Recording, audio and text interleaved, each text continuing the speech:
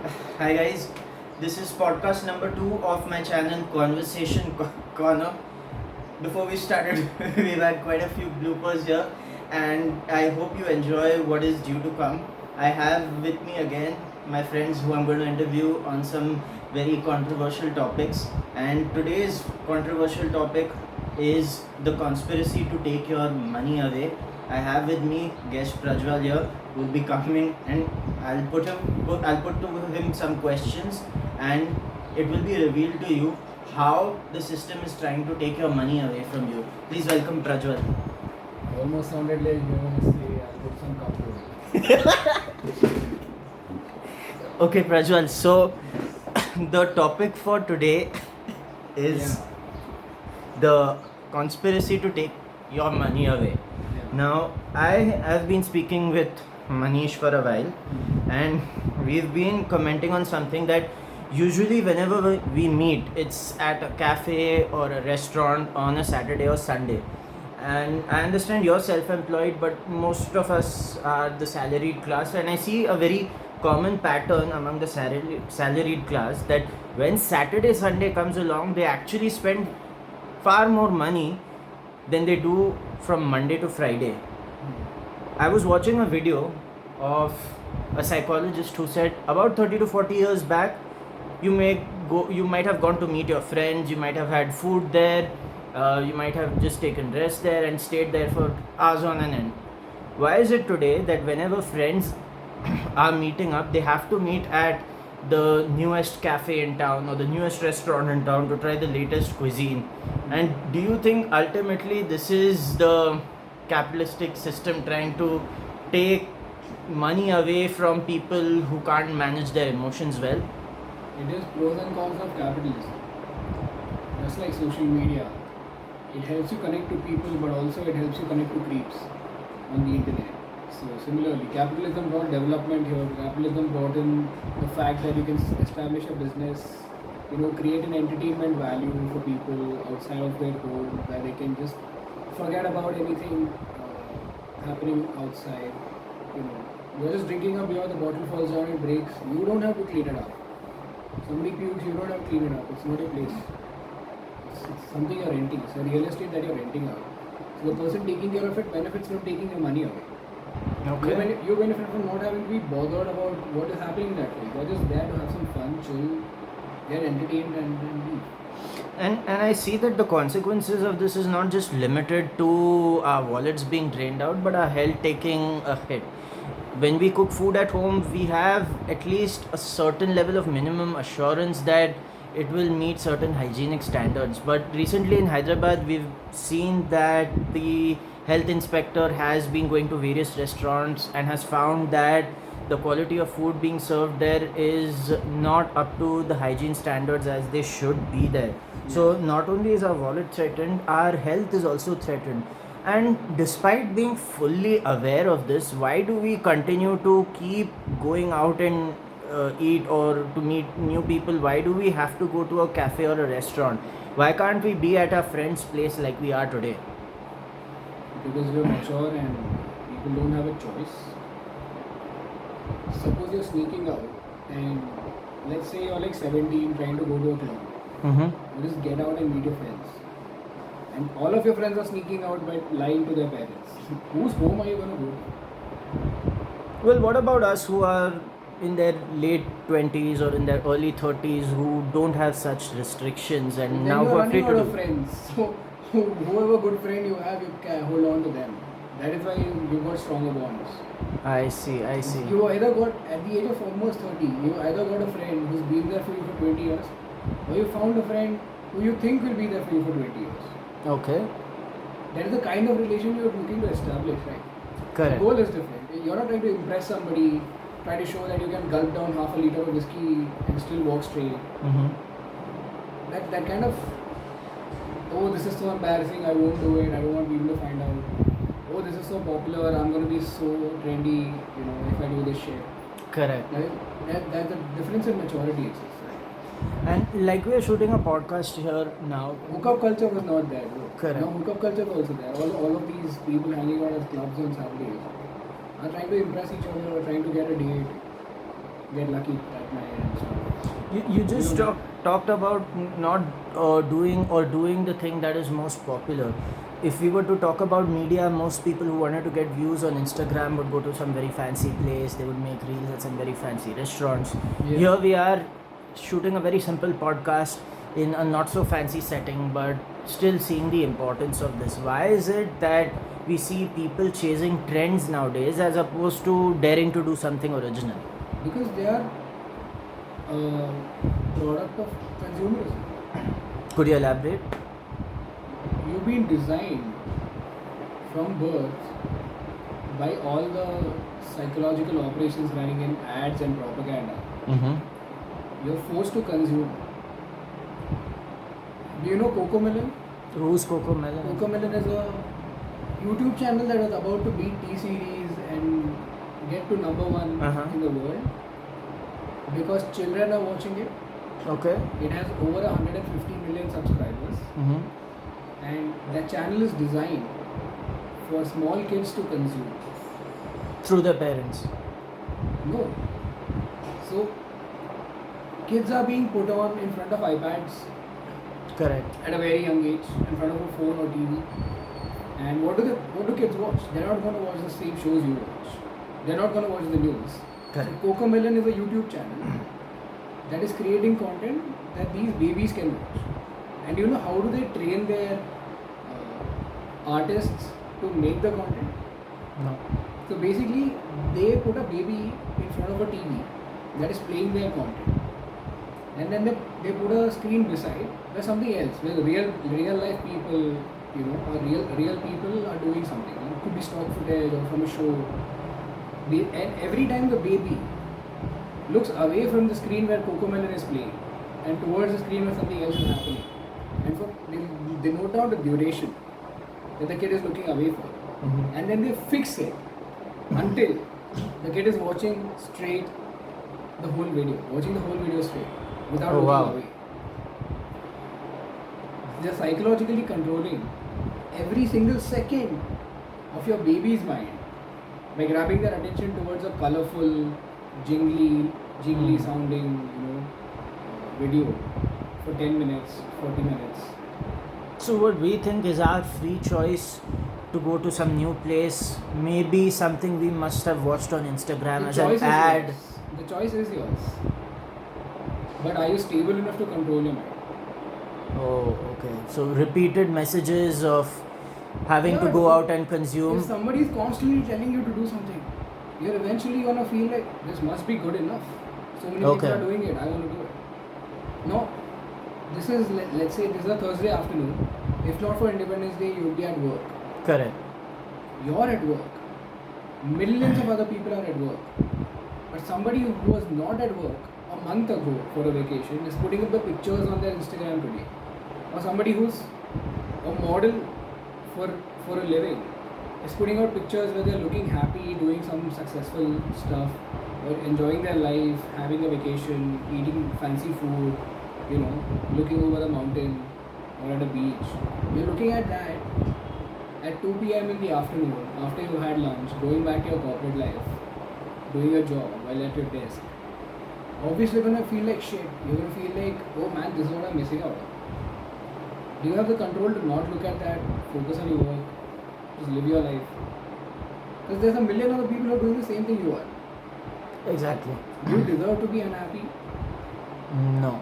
You don't deserve to be unhappy by looking at other people living That's a happier correct. life. Right? That's correct.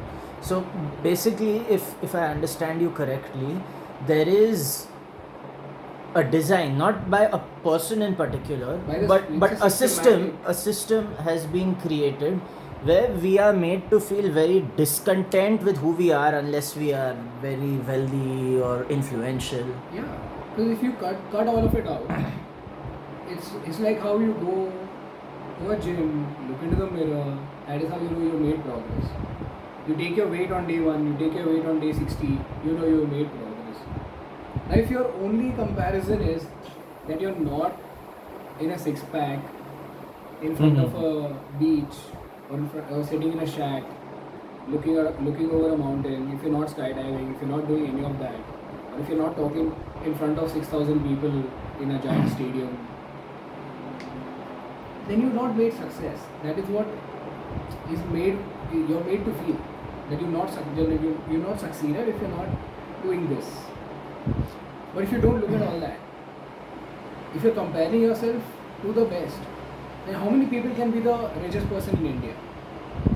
True. Right? 10 people can't be the richest person in India. They can be a top 10 list, but not all 10 can be number 1 on that list. Right? And I also if you're at number 10, try to be happy there. I think we spoke about this the last podcast. we did. I also wanted to touch about the lack of originality seen in content these days. We notice when something goes viral, everyone wants to jump on the bandwagon to increase their views. Keeping that in mind, knowing that right now we are shooting a podcast with a topic that is not super trendy, we are doing something mildly original. Why do you think people nowadays not have the inclination or the courage to do something that may not conventionally get so many views but still would be original? When did we ever? It is in human nature. Now, for example, there are some very catchy audios that are going out on Instagram Reels. Correct. Can you name few that you've heard of?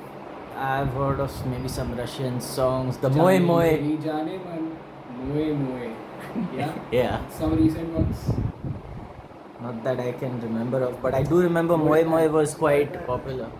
Bye Bye Bye is because of Deadpool. No. The one where bro. Anyways, so you get the idea. Correct. गाड़ी वाला आया घर से कचरा निकाल. It is a song about कचरा, so that people remove trash from their home.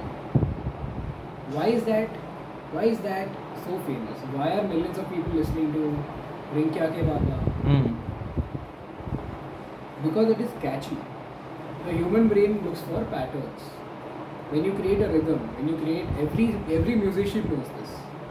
When you're creating a rhythm, when you're creating a pattern, that is not only easily recognizable but repeatable by anyone. That is when it is catchy. I see. That is what, as a marketing professional, I look out to create something catchy. So if one person has caught it, why is it called going viral? Mm-hmm. Because it is in human nature to go viral. Okay.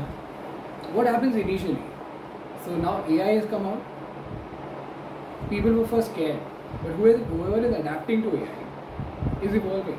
Correct. So if you're going to be a part of the consumer mentality where you're going to be scared of something cheap, something new, something out of the sheeple mentality, whoever's going to be consuming is going to be like a sheep. So do you see the possibility of content creators who want to create some original content with an audience which has above normal IQ levels? Like I do remember a blog called Farnham Street, where there is a writer who talks about really interesting topics, and he's followed by perhaps the top CEOs in the world. However, this is not conventionally famous. So do you think these kind of podcasts that don't cater to the masses still have the possibility to pick up in terms of views and subscribers that really matter? See, now there is a loss of translation there, because we have literate people in India that we consider speak English. Okay. They speak English. They are not fluent in it. Hmm. They will put together words to make sense Yes. in the English language. That is what they can do. But they are not as fluent as the top 10% people who are. Right? Correct. If you got in telemarketing calls, why do you cut the call? The products are relevant. Based on how enthusiastic the person is talking to you. Right? It's about how communication is done. So there will be content creators who do regional content. So based on the region, based on the language, they have a limit of audience. Correct. Hindi and English are the majority, mass spoken language is that you can reach out to an audience, Yes. English or Hindi. Now, if you do it in English and you're doing it like this, we are trying to create quality. It's gonna get into a slightly boring, section where only a niche is gonna listen to, and only those kind of mindset building people will keep building that mindset. A few will join, but majority of the people are there for either their regional language or some kind of infotainment, because that is how consumerism has made us. Looking at 8-second reels constantly, where emotions are getting changed. Okay. Why will you look for something where you can get growth, when you can get entertained and satisfied? There is a beacon of shining light. For example, I know this YouTuber by the name of Prakhar. He's on Instagram also right now, and a lot of his content is really sensible, and he has managed to amass a good amount of audience too. So I don't see that as completely dead. I never said it's dead. I said it's a small niche. Because if you're not trying to entertain people, the value you're giving them is high. The value is high, entertainment is less. People will not watch it. Somehow you have to find a balance where you're entertaining people also in some way. Like either the quality of the video is good, or the way you edited it, the way you replace the background with something else, something interesting. Makes sense. Yeah. If something interesting is happening in the video and it's got value, it's got entertainment, then people will watch it. It's not just about original content, it's about how you put it out there. And language is a part of how you put it out there. Editing is a part of how you put it out there. It can be done. So It can be done. basically, in order to extract ourselves from the herd mentality, we have to have the courage to do something different or offbeat, right? Yeah, लोग क्या कहेंगे के बारे में सोचोगे तो कैसे करेंगे? Absolutely. So guys, today is 15th. However, if you लोग क्या कहेंगे is basically the comment section on YouTube. Exactly. Are you going to read it? As long as if you have 1 million views, are you going to be bothered about what people are commenting on it? I don't think that's needed, right? So guys, today was a very important topic because although we are celebrating Independence Day today, we really need to ask ourselves, are our minds independent? We are living in times where technology is turning us into the slaves of these gadgets instead of us being the masters of these gadgets. And on a day where most people may want to go shopping, buy some new products on discount, or check out the latest store that's offering some Independence Day sales, we would like to take control of our minds and be independent minded ourselves, which is why I'm here interviewing my friend and we're sitting at another friend's place. So I hope you have derived value from this, and this Independence Day, I hope you take out the trouble to help your own mind become independent of all these influences that technology has. Prajwal, before we sign off, do you have a message for the audience? You'll learn a skill. If you're using YouTube just to be entertained, if you're using Instagram just to be entertained, without picking on something valuable, when you're just watching cringe content, that's not going to get you anywhere. Okay, thank you so much for tuning into this episode. See you on the next episode of our podcast on Conversation Corner.